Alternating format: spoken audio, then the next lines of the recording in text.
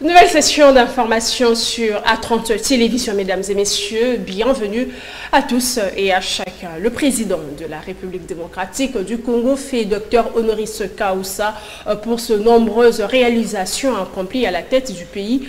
La cérémonie s'est déroulée au chapiteau de l'université de Kinshasa en présence d'un grand nombre d'autorités du pays et le corps académique de cet alma mater.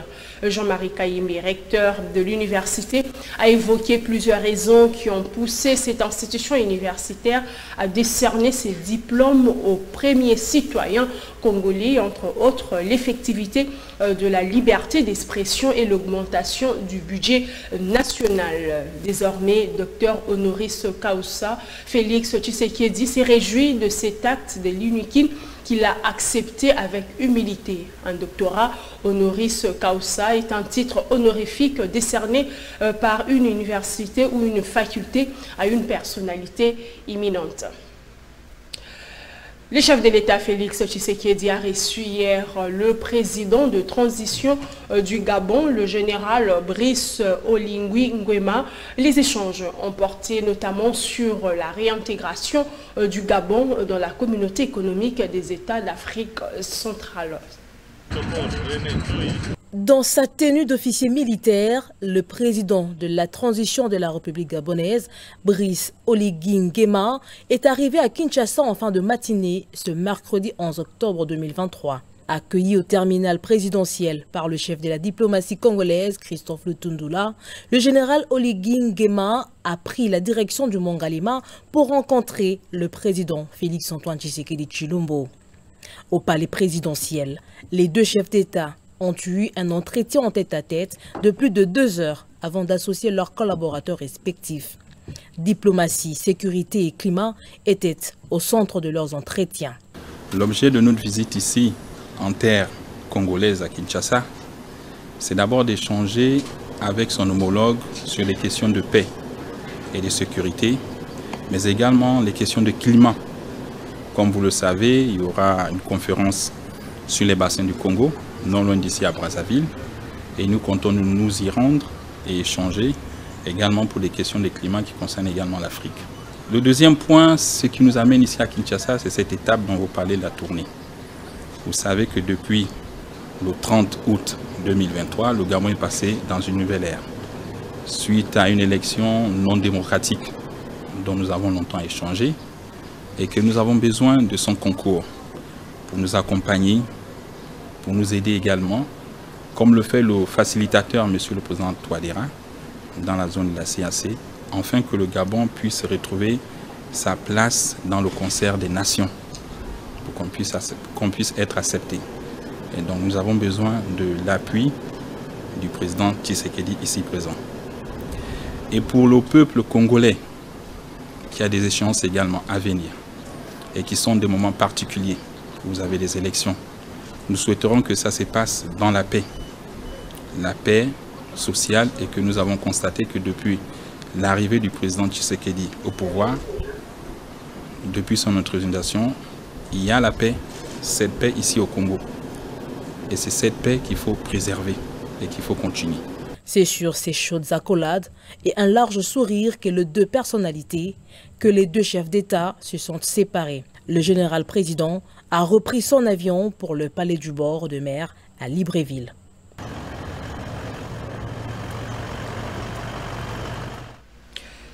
L'Assemblée nationale en plénière ce jeudi pour poursuivre le débat général autour du projet de loi portant reddition des comptes exercice 2022. Au cours de la séance tenue hier, l'Assemblée de plénière avait examiné et adopté le rapport de la Commission économique, financière et contrôle budgétaire. Les rapports de la Commission ECOFIN notent que le budget de l'État de l'exercice 2022 se clôture avec un déficit de plus de 2 milliards de francs congolais. Dans son rapport présenté à la représentation nationale sur le projet de loi portant reddition des comptes exercice 2022, la commission ECOFIN a fait savoir que la mobilisation des recettes a connu une progression notable. Le taux de réalisation des recettes des impôts s'est amélioré par rapport à l'exercice 2021. Les recettes totales s'élèvent à plus de 26 milliards de francs congolais. Les dépenses sont d'environ 28 milliards de francs congolais, ce qui occasionne, selon la commission ECOFIN, un déficit du budget du pouvoir central à plus de 2 milliards de francs congolais. La commission économique, financière et des contrôles budgétaires émet des doutes quant à la transparence dans la gouvernance et la sincérité des comptes publics. VTR. Pour rappel, le projet de loi portant réédition des comptes a été présenté le mercredi 27 septembre 2023 par le ministre des Finances Nicolas Kazadi. Il a été observé dans ces projets un déséquilibre dans l'exécution du budget et une surconsommation dans certaines par certaines institutions. Toujours à l'Assemblée nationale, le président de cette institution hausse les tons contre les menaces de déstabilisation de la République démocratique du Congo telles que proférées par le général fugitif John Numbi. Pour Christophe Mbosso, l'humilité et la patience et la tolérance de Félix Tshisekedi ne doivent pas être considérées comme une faiblesse. Il s'insurge contre tous les appels à la déstabilisation de la RDC. Il a dit lors de la plénière de mercredi à l'Assemblée nationale. Pendant plus de 20 ans, vous avez pris notre pays et ses ressources en otage, vous partageant terre et biens de la République, entretenant gabegie et despotisme sans gêne, et c'est dans vos intérêts personnels d'un petit groupe au détriment de l'ensemble du peuple congolais. Vous n'avez aucune leçon à donner au peuple congolais, ni aucun modèle institutionnel à offrir. La République démocratique du Congo ne cédera plus jamais aux idées surannées de notre siècle, ni à la pression tendant à la bavure d'un partage arbitraire du pouvoir par deux voies de dialogue sans fondement. La patience, la tolérance ainsi que l'humilité du président Fachi Béton ne pourrait être pris pour un signe de faiblesse, mais une posture bienveillante pour la patrie. Il ne faut donc pas franchir les limites de ses qualités existentielles, car il peut se transformer en tornade. L'heure est à la consolidation de nos acquis démocratiques et républicains. Nos forces armées et de la police, désormais mieux équipées, requinquées et moralisées par son commandant suprême, elle qui veille jour et nuit pour l'intégrité et la conquête de l'ensemble du territoire de notre pays, n'écouteront ni ne suivront plus jamais des messages flatteurs et illégitimes. Autre réaction, c'est celle de l'ONG Moissi à Congo qui fustige la récente déclaration de l'ancien inspecteur général de la police nationale congolaise John Numbi sur la légitimité du pouvoir du président Félix Tshisekedi. À travers une déclaration faite ce jeudi 12 octobre à Kinshasa, ces structures qui militent pour le droit des femmes a qualifié d'immoraux et d'insultes au peuple la sortie médiatique de John Numbi. La déclaration a été lue par sa présidente Brigitte Kinkoufi. L'ONG Moissi à Congo qualifie les propos du général John Numbi fugitif de paradoxes, d'absurdes, d'incohérents, de faux et les rejette en bloc car ils sont contraires à la vérité établie. D'immoraux et d'insulte au peuple congolais, seul détenteur de la clé de la légitimité de son Excellence, Monsieur le Président de la République, Félix Antoine Tshisekedi Tshilombo, jusqu'au 24 janvier 2024, et non d'une tierce personne comme il a menti. L'ONG Moissi à Congo rappelle au général fugitif John Numbi ceci. Le peuple congolais savait fort bien qu'il n'y a eu qu'un seul accord liant le président sortant et son Excellence, Monsieur le Président de la République, Félix Antoine Tshisekedi Tshilombo, celui signé par les FCC et les CACH au Fleuve Hôtel Congo le 29 juillet 2019, dont les rédacteurs sont encore vivants, lesquels est aujourd'hui caduque.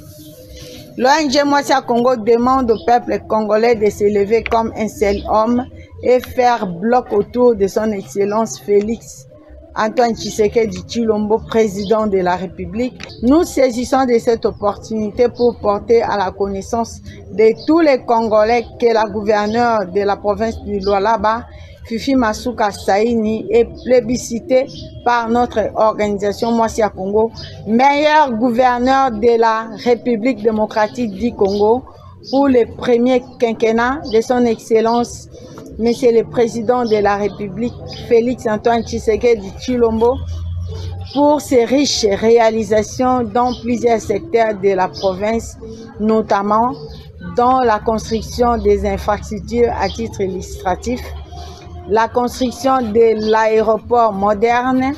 À cet effet, nous lui décernons un trophée d'excellence. Autre sujet à vous informer ce soir, l'administration publique de la République démocratique du Congo s'y relance de la très belle manière. Voilà qui résume l'intervention du vice-premier ministre de la fonction publique lors du briefing presse hebdomadaire. Jean-Pierre Liaou a noté les innovations réalisées au sein de l'administration publique, l'identification des fonctionnaires, l'effectivité de la mise à la retraite ou encore le rajeunissement du personnel. Qui tranche vraiment avec... Rédévabilité oblige, le vice-premier ministre de la fonction publique a étalé les réformes menées au sein de l'administration publique depuis sa prise des fonctions. Aux côtés du porte-parole du gouvernement qui l'a convié au briefing presse, Jean-Pierre Liaou a d'abord vanté les processus d'identification et des certifications qui va permettre de maîtriser le nombre des agents de l'État. Cette tendance qu'il y avait... où les secrétaires généraux, les responsables politiques n'ont pas peur de le dire, avec tendance à vouloir déverser à la fonction publique sur base des recommandations et tout ça, eh bien, des membres de famille, des membres des partis politiques et autres, sans tenir compte des besoins réels, sans tenir compte des cadres organiques. Eh bien, ce chapitre sombre est terminé. Environ 750 000 fonctionnaires seront reconnus à long terme grâce à l'identification. Le ministre de la fonction publique a également noté l'effectivité du processus de mise à la retraite. À ce jour, a dit les membres du gouvernement Sama Lukonde, plus de 10 000 agents ont été mis à la retraite. Après 8 ans de processus, 8 ans de processus de travail avec la Banque mondiale, nous avions réussi à l'époque à ne faire partir que 923. 923, c'était en 2017. Et aujourd'hui, nous, une année seulement, dans une année seulement de travail, avec la volonté qui a été exprimée par le président de la République, eh bien, nous avons réussi à faire partir 10 900 fonctionnaires à la retraite. Et 10 000 autres sont prévus pour partir d'ici la fin de l'année. Un autre chiffre évoqué par Jean-Pierre Liaou, plus de 135 000 agents inscrits au fichier de la paie en 2 ans seulement, contre 10 000 environ lors des 20 années précédentes.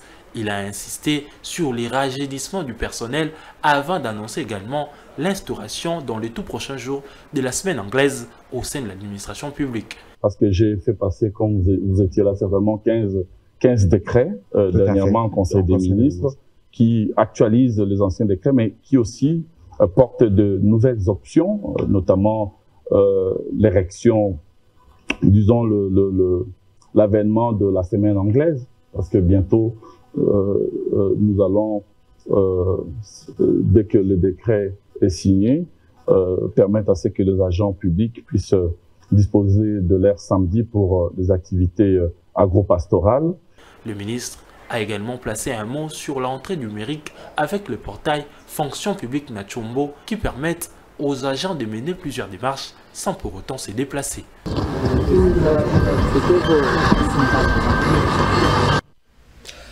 1 million de petites et moyennes entreprises pour 8 millions d'emplois sur le projet lancé mercredi par le ministre de l'Entrepreneuriat et PME en partenariat avec l'entreprise Quantum Vertex. Prévue pour une durée de 5 ans, l'initiative vise à développer l'économie et encourager l'émergence et la croissance des petites et moyennes entreprises en République démocratique du Congo. Reportage. Dans la salle, des jeunes entrepreneurs, des chefs d'entreprises publiques et privées et des membres du gouvernement venus pour assister au lancement du projet 1 million des petites et moyennes entreprises, au lancement du projet 1 million de petites et moyennes entreprises pour 8 millions d'emplois. Projet innovateur de l'entreprise Quantum Vertex pour une durée de 5 ans. Cette initiative vise à encourager l'émergence et la croissance des PME confrontées souvent à plusieurs défis. Il repose sur un portail numérique Continuum PME qui offre 10 plateformes pratiques et munies d'une intelligence artificielle. Le ministre de l'Entrepreneuriat et Petites et Moyennes Entreprises qui a lancé ces assises a salué la réalisation de la vision du chef de l'État sur l'entrepreneuriat. Ce projet envisage de mettre à la disposition des entrepreneurs un centre d'affaires moderne dans les hôtels emblématiques de la SCPT qui serviront d'infrastructure pour favoriser leur intégration dans le secteur économique et leur croissance à long terme. Il se développera grâce au portail numérique appelé Continuum PME, dont les plateformes offriront un soutien complet aux entrepreneurs, de la plateforme stratégique à la gestion en temps réel de leurs entreprises. Pour Suzanne Toumba, directrice générale de Quantum Vertex, ces projets visent à booster l'entrepreneuriat congolais. Quantum Vertex est plus qu'une entreprise. Elle est une boussole pour tous ceux qui aspirent à innover et à transformer.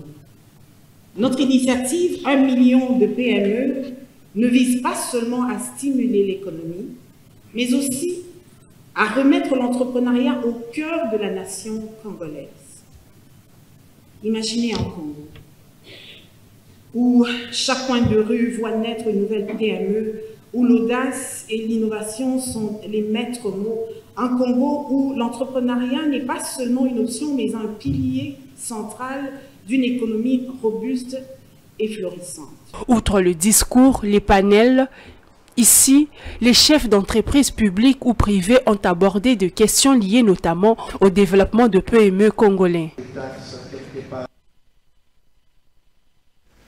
Le vice-président de la Commission électorale nationale indépendante, bienvenue Ilanga Lembo, a échangé avec une délégation des députés nationaux représentant les élus de Massissi et de Rutshuru. Les parlementaires élus de ces deux territoires en proie à une situation d'insécurité n'ayant pas permis l'enrôlement des électeurs ont pris langue avec la CENI pour connaître la conduite à tenir quant à l'évolution du processus électoral dans ces contrées.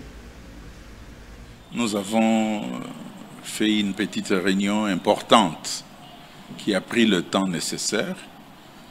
Et nous sommes une délégation représentant les élus de Massissi et Rutshuru.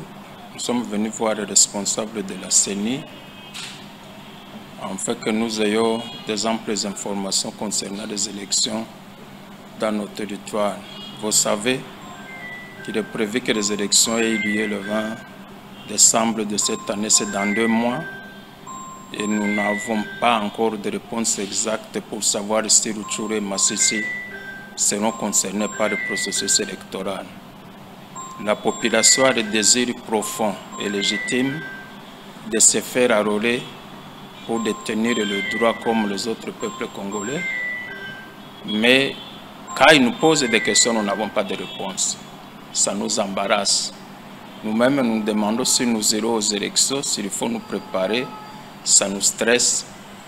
Et au regard de tout cela, nous avons pensé que le rapport indiquait c'était d'échanger avec les responsables de la CENI, l'organe qui pilote les élections. Nous avons fait des échanges fructueux. Ils ont été attentifs Ils nous ont même prodigué des conseils et je crois que nous nous réjouissons d'avoir été avec eux aujourd'hui. C'est le souhait et le désir profond de la CENI, mais tout ne dépend pas de la CENI et nous avons compris cela. Au départ, c'est lié à un problème de sécurité. Et si demain, après-demain, on dit que les préalables de sécurité sont remplis, la CENI a tout préparé pour se mettre en action. Mais tout dépendra de l'évolution de la situation sécuritaire de notre pays. Mais en tout cas, nous avons compris qu'ils sont de bonne foi, ils sont disposés. Et je crois que nous-mêmes, nous allons attendre que les conditions soient réunies. Et aussitôt réunis, je crois que nous serons tous nous mettre en mouvement pour le processus électoral. Bienvenue. Ilanga a également échangé avec une délégation de la Commission nationale des droits de l'homme, CNDH, conduite par son président Paul Tsapou Moukoulou. Il était question pour ces deux institutions d'appui à la démocratie à matérialiser les efforts et travailler ensemble face aux enjeux liés à l'organisation des élections afin de garantir les droits des uns et des autres.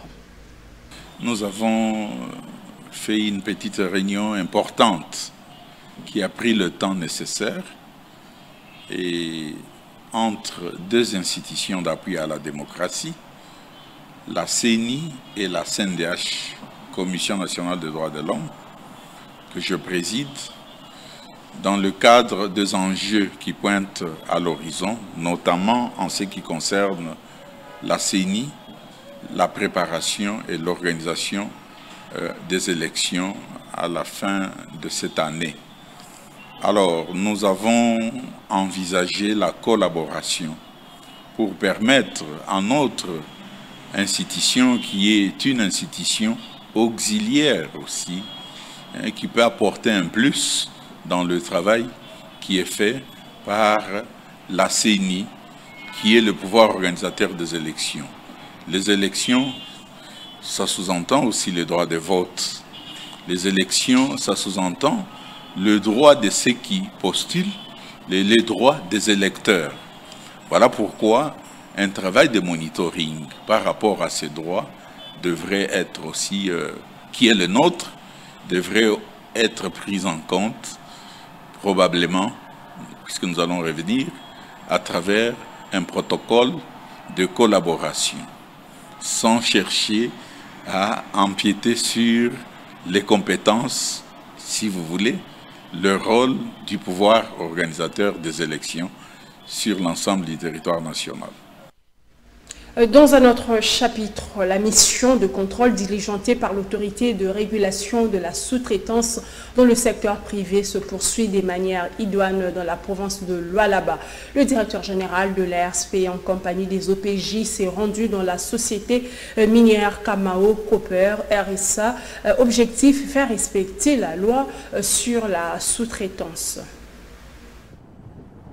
Dans cette vaste mission de contrôle de conformité de la loi sur la sous-traitance lancée il y a peu dans la province de Lualaba, le directeur général de la RSP s'illustre tout aussi bien en nombre de terrains. Accompagné de ses OPJ ainsi que de quelques sous-traitants de cette partie du pays, l'honorable Miguel Cachal a effectué une descente au sein de Kamoa Copper, une entreprise minière évoluant dans la ville de Kolwezi. Avec les responsables de cette entité, le directeur général de la RSP a eu une séance de travail portant sur les activités secondaires qui sont censées être essentiellement réservées aux Congolais œuvrant dans la sous-traitance selon le prescrit de la loi. C'était avant d'associer à cette réunion la délégation des sous-traitants afin de leur rassurer du bon partenariat gagnant-gagnant, désormais effective grâce aux efforts du président de la République, Félix-Antoine Tshisekedi.